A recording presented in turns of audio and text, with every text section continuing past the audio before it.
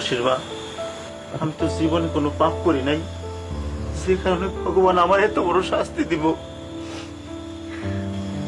চোখের সামনে যুবতী মাইয়া সাদা পোশাক করে ঘুরে বেড়ায়, এর চেয়ে বড় শাস্তি আর কি হইতে পারে?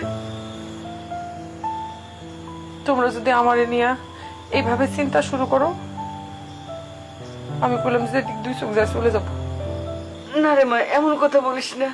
তোরে আমরা কোথাও যেতে দেবো না, কোথাও না। মারে, অভাগা যেদিকে তাকায় সাগর শুকিয়ে যায়।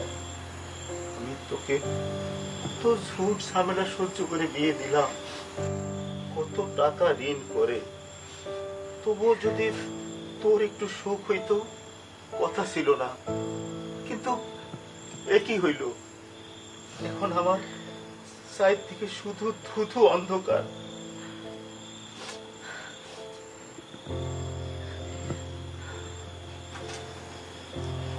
বাবা, মা, এখন আর এগুলো বলে কি হবে? যা হবার সেটা তো হয়েই গেছে। ভগবান হয়তো এটাই আমার কপালে লিখে রাখছে। এখানে তো তোমার আমার কারো হাত নেই। বাবা, আমার দিকে তাকাও, তাকাও, যা ঘটছে সব ভুলে যাও। এই সংসারের দায়িত্ব আমিও নিতে চাই।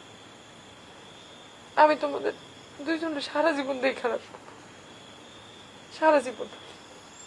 মারে, মারে, আবার ভগবান আমার এত বড় শাস্তি দিল। কথা বলিস না বাপ।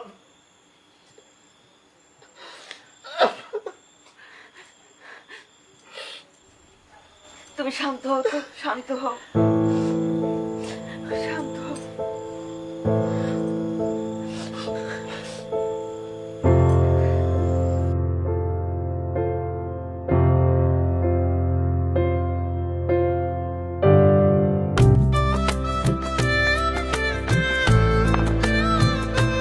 কাপড়টি দাঁড়াও।